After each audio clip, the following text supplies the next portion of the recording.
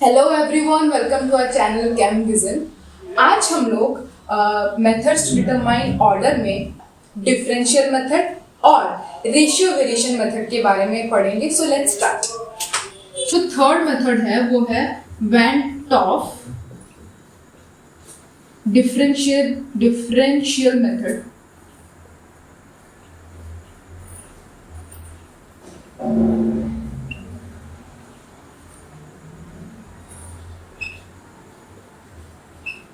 जो third method है वो है van't Hoff differential method. Okay, ये रहा हम लोग का थर्ड मेथड। तो इस मेथड में एक्सपेरिमेंट के थ्रू से दो डिफरेंट रेट्स, ठीक है, दो डिफरेंट रेट्स और दो डिफरेंट इनिशियल कंसंट्रेशन लिया गया। उसके बेसिस पे बोला गया कि हम लोग ऑर्डर ऑफ रिएक्शन किस तरह से निकाल सकते हैं। ठीक है, मान लो ये एक रिएक्शन है, हम लोग पता है रेट लॉ क्या हो जाएगा, के ए टू दी पावर एन। ठीक है, तो R1 के लिए आपका कंसंट्रेशन A1, ठीक है, तो इसका रेट क्या हो जाएगा, R1 इक्वल्स टू के A1 to the power n, और R2 के लिए A2 हो जाएगा R2 इक्वल्स टू के A2 m। इस तरह से हो जाएगा। ठीक है, तो मान लो मैं दोनों को डिवाइड करती हूँ, तो R1 डिवाइड बाय R2 हो जाएगा के A1 to the power n के A2 to the power n, ये के कैंसिल हो जाएगा। R1 equals to R2 equals to A1 by A2 to the power n। ठीक है, तो हम दोनों साइड लॉग ले लेंगे, जैसे पहले वाले में किए थे। लॉग लेके हम लोग उसका ऑर्डर ऑफ रिएक्शन निकाले थे। ठीक है, लॉग नहीं sorry ln. Okay, ln R1 by R2 equals to n ln A1 by A2। ठीक है, तो हम लोग का n हो जाएगा lawn R1 minus lawn R2। इसको अगर तुम खोलोगे ना तो lawn R1 minus lawn R2 हो जाएगा। ठीक है, divide by lawn A1 minus lawn A2। ये वाला आपका आ जाएगा फॉर्मूला, और ये फॉर्मूला के बेसिस पे हम लोग को सारा कुछ न्यूमेरिकल करना है। ठीक है, सो ये था हम लोग का तीसरा मेथड। इस मेथड से आप ऑर्डर ऑफ रिएक्शन निकाल सकते हो। Last but not the least, जो चौथा मेथड है वो है रेशियो वेरिएशन मेथड। जो चौथा मेथड है वो है रेशियो वेरिएशन मेथड।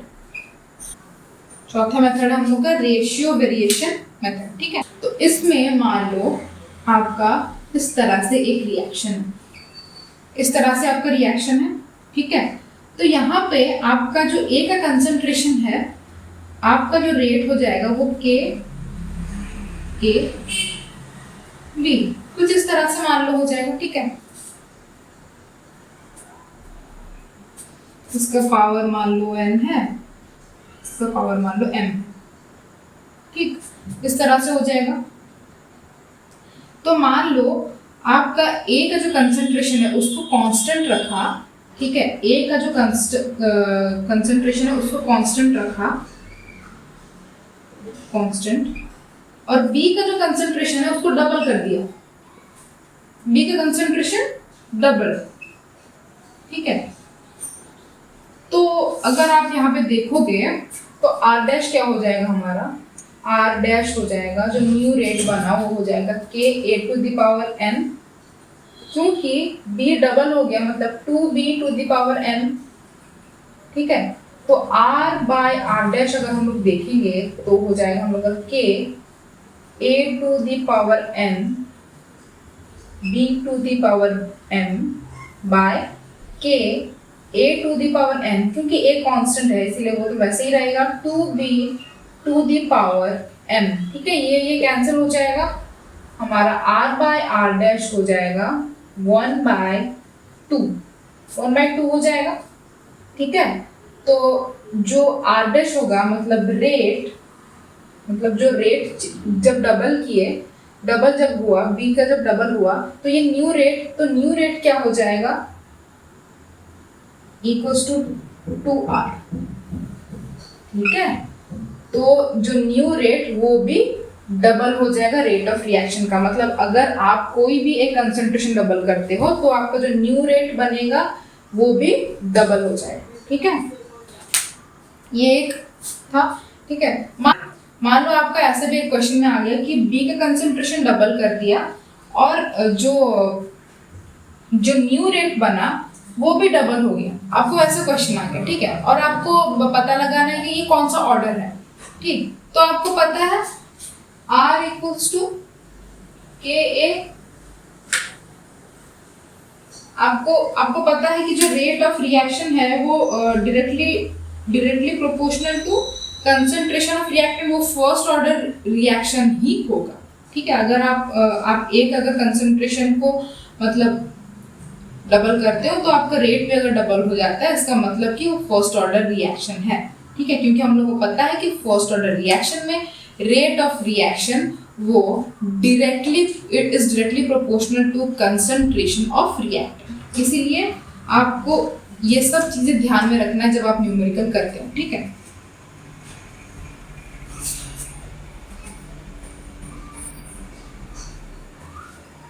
मान लो कि B को डबल कर दिया। ठीक है, B का कंसंट्रेशन डबल हो गया और आपका जो न्यू रेट ऑफ रिएक्शन उसको 4 टाइम्स बढ़ा दिया, 4 टाइम्स बढ़ा दिया। ठीक है, अभी आपको पूछ रहा है कि ऑर्डर ऑफ रिएक्शन क्या होगा, तो फिर किस तरह से निकालोगे? फिर हम लोग को पता है कि जो rate of reaction for second order जो होता है वो कुछ इस तरह से होता है, पावर 2 हो जाता है। ठीक है, तो अगर यहाँ पे मैं डबल करती हूँ 2a करती हूँ तो रेट क्या हो जाएगा, मेरा न्यू रेट बनेगा तो वो क्या हो जाएगा 4 टाइम्स बढ़ जाएगा। ठीक है, तो ये वाला ऑब्वियसली सेकंड ऑर्डर होगा, second order with respect to b। क्यों विद रेस्पेक्ट टू b? क्योंकि b का कंसंट्रेशन डबल हो रहा है ना, इसीलिए विद रेस्पेक्ट टू b। ठीक है, और जो प्रीवियस मैंने एग्जांपल दिया जहाँ पे कि रेट ऑफ रिएक्शन डबल हो जाएगा वो भी विद रिस्पेक्ट टू b, क्योंकि b का कंसंट्रेशन डबल हो रहा है। ठीक है, मान लो अगर हम लोग b को कांस्टेंट रखते और a को डबल करते तो रेट ऑफ तो हम लोग का जो सेकंड ऑर्डर बनता, second order with respect to a बनता। ठीक है, तो कुछ इस तरह से ये वाला था। मान लो कि आपका ये वाला डबल कर दिया है, b डबल कर दिया और बोला कि जो रेट ऑफ रिएक्शन जो नया बना उसमें कोई फर्क ही नहीं पड़ा, उसमें कुछ इफेक्ट ही नहीं पड़ा। ठीक है, तो फिर वो क्या हो जाएगा जीरो ऑर्डर रिएक्शन, क्योंकि हम लोग को पता है R equals to K A to the power 0 होता है। ठीक है, तो इसीलिए रेट ऑफ रिएक्शन कोई फर्क ही नहीं पड़ेगा, आप चाहे इसको डबल करो, ट्रिपल करो, चाहे 4 टाइम्स करो, 5 टाइम्स करो, कितना भी बढ़ाओ उसको कुछ फर्क नहीं पड़ेगा। इसीलिए हम लोग B को डबल किए तो जो नया रेट बना, जो नया रेट उसमें कोई चेंज ही नहीं आया। ठीक है, तो उसमें क्या हो जाएगा हम लोग का zero order reaction with respect to B। ठीक है, तो ये था हम लोग का कुछ एग्जाम्पल। अच्छा, ये सब के ऊपर भी आपका बहुत सारे क्वेश्चंस आते हैं और रिपीट भी होते हैं। कोई भी एमएससी एंट्रेंस एग्जाम का क्वेश्चन पेपर उठा लो, इसके ऊपर ये जो रेशियो वेरिएशन मेथड के ऊपर बहुत सारे क्वेश्चंस आते हैं। ठीक है, और बहुत बार तो रिपीट भी होता है, बार बार एक ही टाइप के क्वेश्चन आते हैं। ठीक, मैं आपको एक एग्जाम्पल दिखाती हूँ किस टाइप के क्वेश्चन आते हैं। This is the question. ठीक है, ये क्वेश्चन है जो कि HCU हैदराबाद यूनिवर्सिटी का प्रीवियस ईयर क्वेश्चन है। ठीक है, यहाँ पे हम लोग को दिया है ये वाला, आप देख सकते हो यहाँ पे रेट लॉ दिया है और आपको जो B का कंसंट्रेशन है वो डिक्रीज किया है 3 से। ठीक है, और C का कंसंट्रेशन वो डिक्रीज हुआ है बाय फैक्टर ऑफ 2 और पूछा है कि रेट ऑफ रिएक्शन का क्या होगा। ठीक है, तो जो नया रेट ऑफ रिएक्शन वो किस तरह से चेंज होगा वो पूछा है। ठीक, तो चलिए इसका बड़ा इजी है। ठीक है, K A पहले हम लोग जो रेट लॉ दिया है उसको जिस तरह से था उस तरह से लिख देंगे, ठीक। तो फिर जो नया रेट है वहां पे बोला है कि B इज डिक्रीज बाय 3, ठीक है। तो A तो भाई जैसा है वैसा रहेगा, B का जो कंसंट्रेशन है वो डिक्रीज बाय 3, मतलब B बाय 3 हम लोग कर देंगे, और 2 जैसा था वैसा रहेगा। C इज डिक्रीज बाय 2, मतलब C बाय 2 हो जाए, ठीक है। तो R dash equals to K A, ये हो जाएगा हम लोग का B square by 9 into C by 2, ठीक है। तो हम लोग का जो नया रेट वो क्या हो जाएगा, K A B square C by 18, मतलब जो नया रेट बना, और ये जो K A B square C है ये तो R है ना, ये R है, R बाय 18, मतलब जो नया रेट बना वो फैक्टर 18 से डिक्रीज किया, ठीक है। तो आपका ऑप्शन होगा 18 इज द राइट ऑप्शन, आपको दिया है ना यहाँ पे ऑप्शन में, ठीक है। तो 18 इज द राइट ऑप्शन। तो ये था हम लोग का 4 मेथड्स, ठीक है।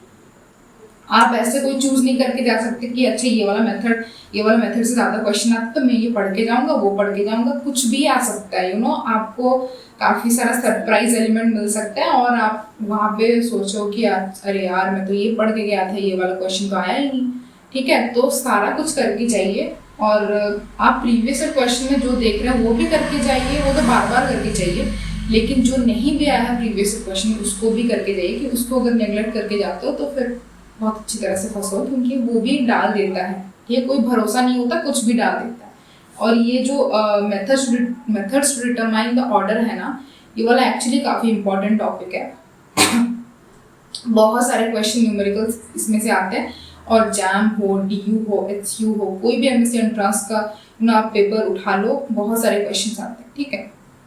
तो ये था हम लोग का ऑर्डर डिटरमाइन करने का बहुत सारे मेथड्स। और नेक्स्ट वीडियो में मैं आपको एक्टिवेशन एनर्जी के ऊपर डिस्कस करूंगी कि एक्टिवेशन एनर्जी क्या होता है, किस तरह से वो मतलब चेंज होता है, और उसका इफेक्ट क्या क्या होता है। तो वो सब चीज़ें हम लोग डिस्कस करेंगे नेक्स्ट वीडियो में। I hope you guys like the video. अगर आपको कुछ भी दिक्कत होता है तो प्लीज़ आप कमेंट करके बताइए, या फिर आपको मतलब क्या ऐड करना चाहिए, कोई भी डाउट भी हो तो भी आप कमेंट करके बता सकते हैं। और आपको अगर अच्छा लगा हो ये कंटेंट या फिर ये वीडियो, तो do like and subscribe my channel. So thank you so much guys.